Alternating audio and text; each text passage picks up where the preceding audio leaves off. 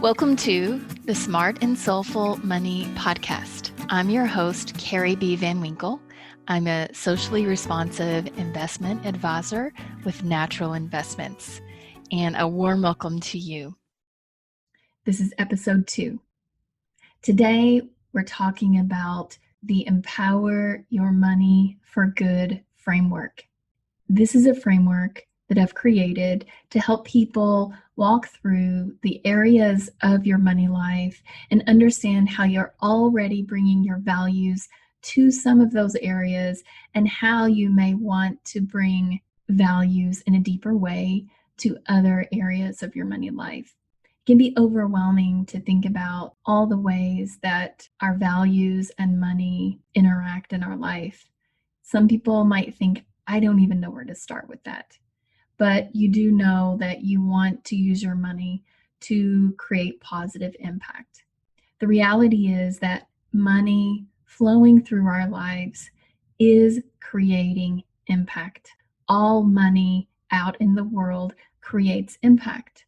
Because of systems that we have, patriarchy and the cancerous form of capitalism that we are currently living in, systems like this mean that unless we're bringing intention and clarity into actions and the way we engage in our money life, likely that money flowing through our lives, flowing in and out of our lives, that money is likely contributing to problems that we don't want to contribute to.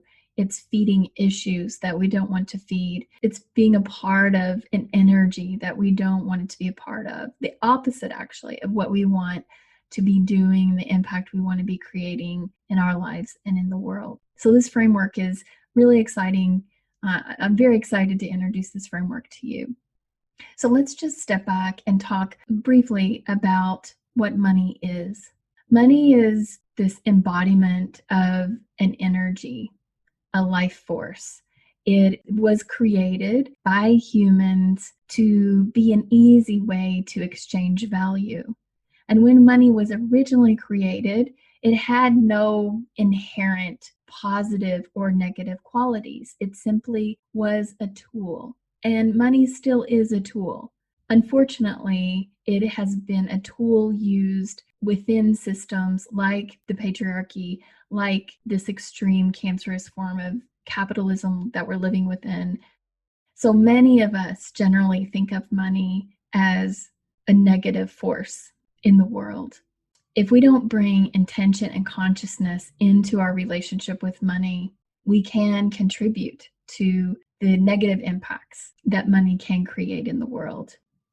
Like most all tools, money has the potential to be used for positive impact or negative impact. Let's look at another tool. An easy one is the hammer. But we could talk about all kinds of tools in our lives. But let's just keep it simple and talk about the hammer. So it's easy to see that a hammer can be a tool used for so much good. It can be used to build shelter, to house someone who doesn't have a home. It can be used to expand a home, to create more room for a new child or a loved one coming to live with you. There are so many ways a hammer can be used to create a positive impact in the world. And yet a hammer can also be used as a weapon to physically harm another person. A hammer could be used to break something that is valuable or meaningful to another person. So the hammer is just a hammer, a neutral tool. And what we do with that hammer creates positive impact or negative impact. Therefore, we may perceive the hammer as a positive tool or negative tool.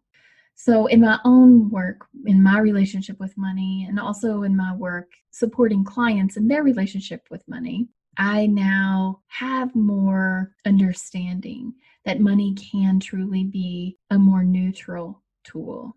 Still, money is an embodiment of power, and money and power have been used as a part of our extractive and exploitive systems. Some of these systems, like slavery, human trafficking, child labor, clear cutting of forest, mountaintop removal, These are all part of how the flow of money and the holding of power have been used within this cancerous version of capitalism that we have. And so what do we do with that?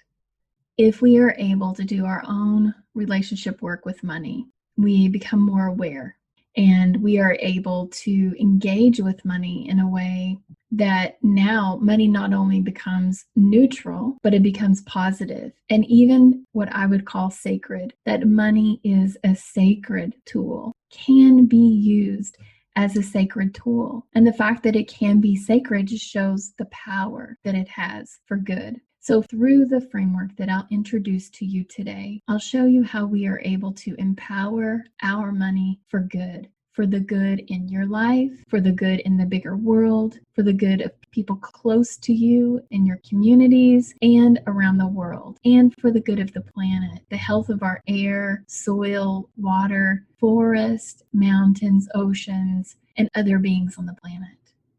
The energy of money is always creating impact. So before we get into walking through the framework, this Empower Your Money for Good framework, I want to tell you what it's not. It's not a framework to guilt you into doing something. It's not a framework to use for shaming you, to overwhelm you, to give you an endless to-do list on top of your own current endless to-do list. That's not the point of this. It's not about perfection. It's not about perfect action. It is to help you walk through these 4 overlapping phases of how we empower our money for good. Of the 4 phases, the first phase is awareness. So we learn, we read, we listen, we watch, we understand more and more about the power and effect of money in the world, the systems that are energized by money flowing into them, the extractive and exploitative nature of a lot of these systems. We gain awareness. We also gain awareness about the solutions, the positive impact, the transformation in systems that also is happening in the world. So we're learning and we're gaining awareness. The second phase is intention, where we are bringing intention. And for me, this is really where, if this is how you think about the world, this is where you bring your spirit, you bring your spirituality, you bring your faith, you bring the deeper beliefs you have that matter to you. So this is where you bring your values. No matter what you believe, whether it's spirituality or faith or nothing like that, you have values. And in the intention phase is where you get an understanding of your values and then how you want to bring those values into your money life. Clarity. This is where you get clear on how you want to take action and where you want to deepen your relationship of your values to your money life. And then engagement. Engagement is the phase where you are taking action. It is the action. And this is really exciting when you've determined, okay, this is how I'm ready to take this step forward in this area of my money life. You know, again, imperfect action. That's what it's all about. So that's the fourth of the 4 phases is engagement. All right, now I want to introduce you to this Empower Your Money for Good framework. This is exciting. And it's not super complicated. It actually is very simple, which is the beauty of it. You can download a graphic of the framework in the show notes, and you can reference that. You can print it out, use it as a worksheet, as a tool, or just open it up so you can see on your phone, on your iPad, on your laptop. Or I'm going to walk you through it. So if you're listening to this and you can't see the graphic, I'm going to walk you through just a simple drawing of the graphic so you can draw it out and then follow along as I talk through the framework. Okay, so get a piece of paper, get something to write with, and I'll walk you through drawing this graphic. So the graphic looks like the petals of a flower or circles that form the shape of a flower. So I would like you to draw 8 petals. If you picture a sunflower, you have the middle that's open, and then 8 petals around that middle. Or to make it more simple, draw 8 circles going around as in the shape of a flower. Each of these circles represents an area of your money life. The top circle, let's start there, and we'll work in a clockwise direction. Okay, so the top circle is your giving, your philanthropy. Going around to the right, the next circle or petal, this is your income or your business earnings. The third petal is what you buy / how you spend. The fourth is where you bank. The fifth is where you save. The sixth, your credit sources. The seventh, how you invest. And then the eighth is open. So if you think of another area, there's another way that you want to talk about an area of your money life that one of these other circles does not reflect in the way that you want it to, just write that in. And of course, you can customize this. If there are some of these areas you don't love to give space to, fine. If there are other areas not reflected here, write them in. So this is yours to create as you wish. Now, I do want to spotlight 4 of these areas because you can bring your values to each of these areas that I'm showing in the framework, but there are 4 that are worth spotlighting because they are the power areas. Your giving, your income, what you buy, and how you invest. Now, for some, you might not have anything in the investment area, and you might say, well, really where I bank is one of my power areas. For the people that I work with, this is where I'm deeply rooted in the work is how you invest. So for me, that's definitely a spotlight and one that I'll spotlight here. Okay.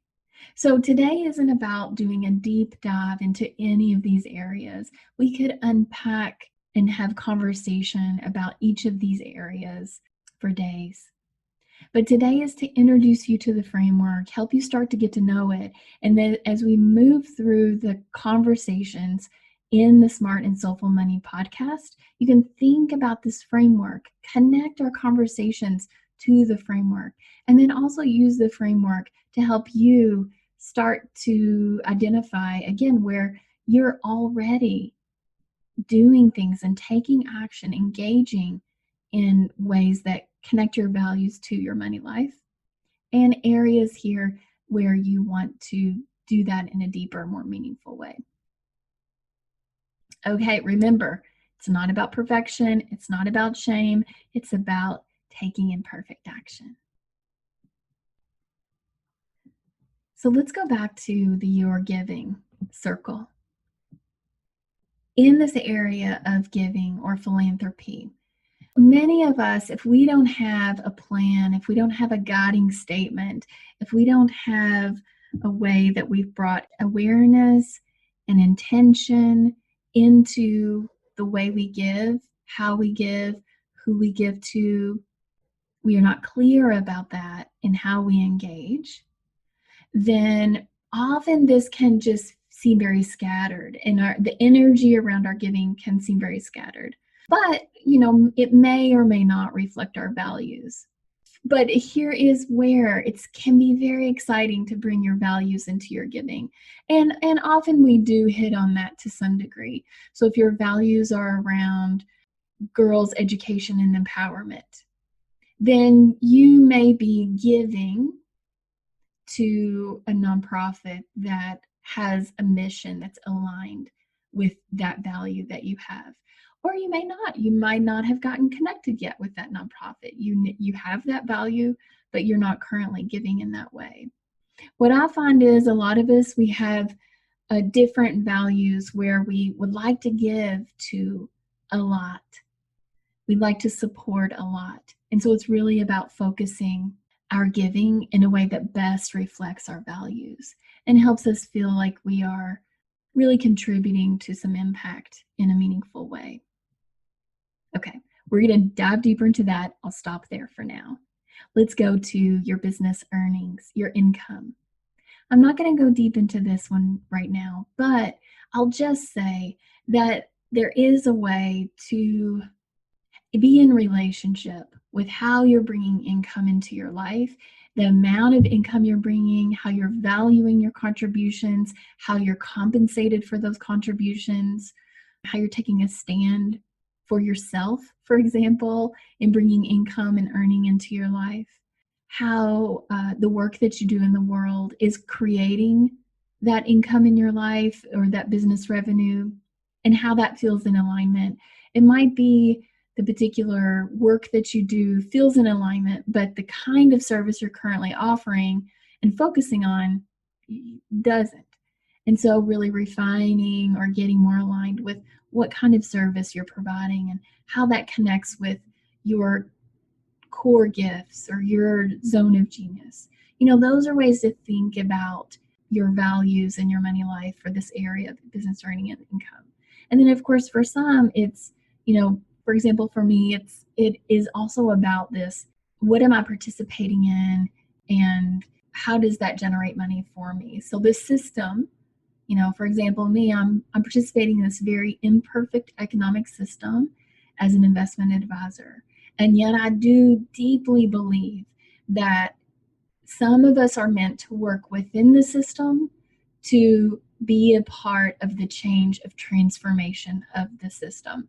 And so for me, I do feel that my values are very aligned in that way with how I bring in income. Okay, let's move to one of the juiciest: what you buy and how you spend. I say this is one of the juiciest because I think this is one of the areas that we have first gotten into as a society, as a culture, to begin to understand. It's just so easy and much easier in some ways. And we all, if you have money, you are buying and spending. So it's an easy one for us to start to think about, start to unpack how what we are spending money on supports what we value or don't value. And we can interpret this actually in so many ways in our life. For example, if I value travel as an enriching experience in my life that opens my mind, opens my heart, is very healthy for me. I value travel, and yet in the day-to-day, I'm going to Target and blowing money here, and then I'm going, out to eat and blowing money there. And that's really taking away money that I otherwise could be focusing on this high value of mine, which is travel, and making that happen in my life. So for me, that's just an easy example that I live. And also another example that's close to home for me is about food. So I have been involved in the local food economy. I also want to support a sustainable food economy. I live in Kentucky. I've grown up in Kentucky, literally grown up surrounded as a child by soybean fields and cornfields and cows grazing, across the highway from us, and a pig farm down the road from us. And so I just feel very connected to our food systems, and also wanting to be part of creating positive impact in transforming our food systems so that local sustainable farmers are supported, so that the food that generally I'm putting in my body is healthy, so that our soil and our air and our water are clean and healthy to support life on Earth. There are so many reasons for me that I can get really excited and passionate about what it means for me to buy eggs at my local farmer's market from a farmer that I know who has ethical practices in the way they treat their animals, what the chickens have eaten. So for me, to make choices about food that I buy, again, it's very imperfect action. I have much more that I can do. And at the same time, I do try to make food choices that support sustainable and local food systems as much as I possibly can. And I can get really excited about that, can get really passionate about that. Okay, where you bank. You may realize by now that big banks are hubs of power and money, as in, that's putting it mildly. And so where we bank does make a difference. We are putting our money in these places that then use our money to make loans to companies and corporations that we may want to support or may not. They may have extractive practices where big banks may have branches in communities where they're extracting profits out of those communities and giving those profits to shareholders. We'll talk more and do a dive into banking and how it can be exploited and extractive, and also how it can be an important home to help support communities and neighborhoods. And so where you bank matters. There are some great places where you can put your money and where you can bank. The quick answer for now is that you can always look into local credit unions.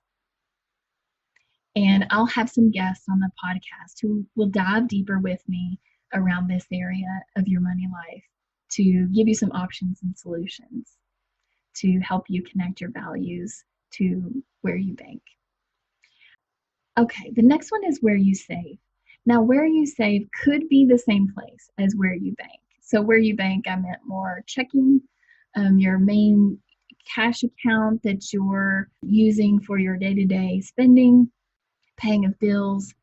But where you save could be a different place. It could be where you keep a savings account, could be a separate place. You could have some conservative ways that you're saving and getting a better interest rate, so you don't have your checking, your savings at the same place. Still similar considerations though. All right, your credit sources. So this is another one. People seem surprised sometimes. Oh, I didn't think about that one. So there are some great options for things like a credit card. I have my business credit card with a company that I feel great about, that it reflects my values. And so profits made off of using that credit card, I know are going to support things that are in line with my values. Whereas a lot of credit cards, the profits are going to corporations that not only don't positively reflect your values, but also may be making political contributions to issues or politicians that you don't want to support. So it's another area of opportunity to connect your values to your money life. Okay, now the one that I get most excited about, how could I not? How you invest. This is my primary work in the world, and there are some powerful and amazing things in this area where people can connect their values to this part of their money life, to their investments. If you have investments with retirement accounts, with brokerage accounts, you may have inherited them, you may have saved for them through your job. However, you have those investments in your life, there are ways that you can be smart. As I say, you can be smart about how you're investing, smart and strategic and with purpose, how you're investing, and also what I call soulful. So aligned, bringing your values into that. And so it's exciting. So we'll definitely be doing a deeper dive into that one as well. All right. So these are the areas that I've got outlined here. And then you've got maybe one or more that you've added on your own. And these areas together create the Empower Your Money for Good framework. So what I want you to do now is I want you to go back to your tool if you've downloaded this, or you can write these out on the paper where you've drawn out the framework. And there are 4 statements that I want you to use here. And this helps you engage. This is where it becomes the tool. It's not just information. This is where you get engaged. You start to really dive into this personally. Okay, so pick one of the areas, pick one of the circles. And I would suggest you start with how you buy, because, like I said before, that's just such an easy one. And I want you to get an awareness of what you've already done in this area. Okay, so start with I became aware of, and then finish the statement with an issue or a problem or a concern that you became aware of. And we're going to connect this to how you took action. So if that helps you know how to choose one area. Philanthropy can be another really, an easier area to start with. Okay, so I'll share one with philanthropy.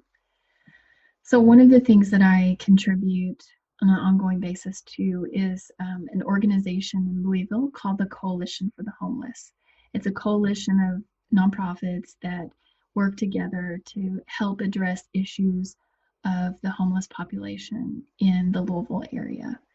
And so a few years ago, I became aware of some of the conditions that the homeless population was experiencing, just kind of in a new way that hit me more deeply than it had before. I felt very motivated that I wanted to do something. So I became aware of the issue in a deeper way. That's the first. I became aware of the suffering of our local homeless population in a deeper way. And so the next statement I want you to write is I chose to bring intention to this area of my money life because. I chose to bring intention to this area of my money life because. And then fill in with why it matters to you. So I chose to bring intention to this area of my money life because. And for me, I chose to bring intention to this area of my money life, how I was giving to support the needs of this population, of the homeless population in the Louisville area, because the homeless population, not only is it growing around the country, so it's getting worse for many different reasons, and that's concerning, but also just that homeless people in our community are some of the most vulnerable people in our community. And for me, that hits me deeply. And so I want to do something to help. And then a third reason is I chose to bring intention to this area of my money life because I have a close friend whose father passed away. He was homeless when he passed away. He suffered a lot before he passed away, had some challenges in his life, became homeless, and was homeless when he passed away. So that touched me. It felt personal, and I just wanted to honor my friend. And so that was another reason that I chose to bring intention to this area of my money life. So I got clear on what I wanted to contribute. So this is your third statement to write. I got clear on what I wanted to contribute to. I got clear on what I wanted to contribute to. My example, I got clear that I wanted to contribute to the alleviation of suffering for the homeless people in our community, people who are homeless in our community, and hopefully that many of them would find support and ways out of that so they would be able to move into living situations that were supportive and more stable. So I knew I wanted to contribute to those kinds of outcomes. And I knew the organization because I'd been listening to their campaign. They had connected with me in some way. And so I knew, oh, okay, this is a way that I can help. I was reading about the problem, and then I was offered this way that I could help contribute to solutions. And so I was clear with that, how I wanted to contribute to solutions. Okay, and the fourth one, the last one, the fourth one, I have chosen to engage and empower my money for good by. I have chosen to engage and empower my money for good by. And here, write in the action that you took. Write in the action that you took. How did you choose to engage and empower your money for good? So for me, it was what I chose to do is make a regular, ongoing, automatic commitment to the Coalition for the Homeless, a donation. And I decided for me and for this particular issue, I wanted to make an ongoing commitment. I didn't want to do, sometimes I do a one-time donation to something. This one felt like something that was more core to what I wanted to commit to supporting on an ongoing basis. So that was the action, to go in, sign up for those ongoing donations, and decide how much I wanted to give. Okay, so look, this is just one example of how you're already bringing your values into your money life.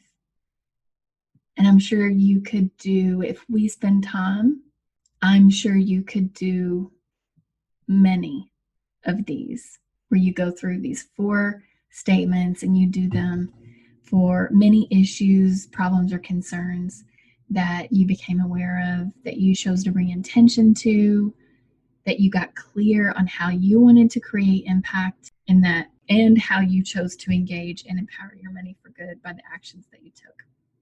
Now you can flip this and make it future tense. Future tense, using these 4, is what issue have you become aware of? What problem or concern have you become aware of that's weighing on you, that you're very concerned about, that you want to see changed? It could be political, it could be environmental, it could be social. What people or planet issue? And then how will you bring intention to this area of your money life? Why does it matter to you? Why is this issue, of all the issues out there, why does this one matter to you? And maybe you discover it actually isn't the most important, but go ahead and ask, why does it matter to you? Then you'll get clear on how you want to contribute to create outcomes. So for example, if it's girls' education, well, there are so many different ways that you can contribute to positive outcomes for girls' education. It can be local girls, it can be girls in a certain country, it can be girls in a certain state or community, it can be girls living in urban areas or rural areas, it can be girls of a certain age or a certain ethnic background, it can be girls whose parents are in prison, it can be girls who are creative and have talents that they want to express in the world through artistic methods or through art. So there are so many ways you can create impact. You just have to find how you want to focus to create positive impact and outcomes. And then you take action, you engage, you take that step, you take the stand and empower your money for good in this way that you've chosen to do. That's how you use this framework. It can be very empowering. It can be very exciting. It can help you move from overwhelm and paralysis to inspired action. And it's actually a pretty simple process. So I hope that this has helped you. You know where to find the download now. You can come back to this if you want to do this and listen to me guide you through it. But before I wrap up the conversation here, a few more things. One is, I do hear objections to this work of bringing values to their money life, particularly, in my world of socially responsive and impact investing. I can often hear, well, it doesn't matter. It doesn't really make a difference. What I buy doesn't really make a difference. How I spend my money, how I invest my money, it's just a drop in the bucket. It doesn't really make a difference. And I'm not trying to convince anybody any differently, honestly. I believe that there are a lot of people out there that are like me, that know that our steps together do make a difference. And that's all we have power to do. And we feel the energy moving us forward to do something. We want to do something. And we do want to be a part of the positive impact. We do want to be a part of positive change. And I believe it matters. I could give you 100 examples of why I know it matters, why I believe it matters. Who would have ever thought 20 years ago that you could buy organic food in Walmart? Not many people would have believed it. If you told somebody in 1982 that in 2019 we could easily buy organic food in Walmart, they would have laughed at you. Impossible is what they probably would have said. It never happened. But look, it is a big reality. So it does matter. And I believe that the reason you can buy organic produce, organic milk, organic food in Walmart now is because people in the 70s, in the 80s, in the 90s, and of course before, they held to this belief that their actions mattered. What they bought mattered. How they spent their money, what they supported, how they farmed. All of those people that were a part of making that happen, they believed it mattered, and it did. It mattered, and it has created change. Now, of course, we could get into arguments about the problems with it, but you know what? It's changed for the better with that example, is what I believe. And another objection I hear is, okay, Carrie, maybe you can do that, but I can't do that because. And you may be right. Maybe that is true. I won't argue with you. But what I will say is that what you and I do, the actions we take, don't have to be the same. That's not my point. That's not what I'm saying. What I am saying, what I am encouraging each of us to do is to get clear and discern for each of us very personally what actions we feel called to take, what issues we feel called to be involved in, to engage in changing. And then getting clear, going through these steps, becoming aware of the issue, bringing intention, why it matters to you, getting clear on the outcomes you want to contribute to, and then choosing how you want to engage to empower your money for good. Every single one of us can go through this process in a way that's a fit for where we are in our lives, what we can do in our lives. And that's really exciting to me. Okay, I'm going to remind you once more, this is not about perfection, that the goal of perfection only freezes us. It can keep us overwhelmed and out of action. And imperfect action is the only way we can create change. Right? Imperfect action is the only way we can create change. And so we have to be willing to take imperfect action to move forward in our lives, to bring values into our money life. And we gradually get better and better at it. But it's only with that imperfect action that we take that we can truly create change. Thanks for joining me for this episode of the Smart and Soulful Money podcast. I hope you've enjoyed this. I hope it's been helpful as you've gotten introduced to this framework for how it is possible to empower your money for good. In each of these podcast episodes following, we're going to do a deeper dive with some awesome guests into these areas of our money life and how my guest is helping contribute to solutions and impact in each of these areas.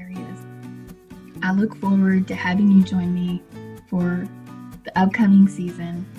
of the Smart and Soulful Money podcast.